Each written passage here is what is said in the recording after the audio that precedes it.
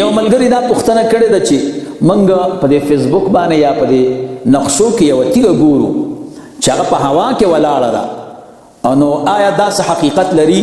دا شته که نشته؟ محترمینو دا تیږه شته، دا بیت المقدس کې ده او دا د رسول الله مبارک صلی الله علیه وسلم معجزاتو کې راځي.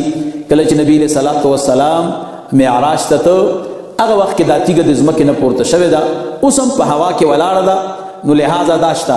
دې دپاره فتاوی دا دارالعلوم زکریا ده او اول جلد دی او صفحه د 301 دې ځای کې دا خبره کوي. قال ابن العربي في شرح الموطأ صخرة بيت المقدس من عجائب الله تعالى، هغه تیږه د بیت المقدس ته الله د عجایبونه ده.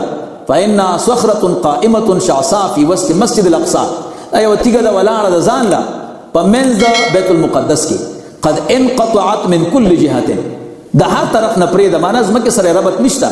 لا يمسكها الا الذي يمسك السماء ان تقل الارض الا باذنه، نه ساتي دی لره منګره غزا چې اسمان درولې ده د دینه چې په ځمکه باندې وګرځيږي او چې کله د الله تعالی اجازه توشي نو بیا به اسمان را غورځيږي، نو تیږه به را غورځيږي.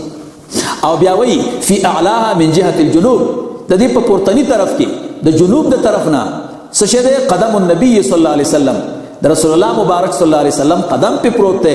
حين ركب البراق، په هغه وخت کې چې په براق باندې سورېدو. وقد مالت من تلك الجهه، او مایل شوی دی دغه جهت نه، دغه جهت کې دا تیږه لګه کږه ده. لهیبته صلی الله علیه وسلم، د رسول الله مبارک د هیبت د وجنه. او فی الجهه الاخرى، او په دې دویم جهت کې اصابع الملائکه، دې کې د ملائکو ګوتې دي. التي امسکتها لما مالت، هر کله چې دا تیږه یو طرف ته کږه شوه بل طرف ته ملائکه ونیوه، نو د هغې د ګوتو هغه سر پکې ده.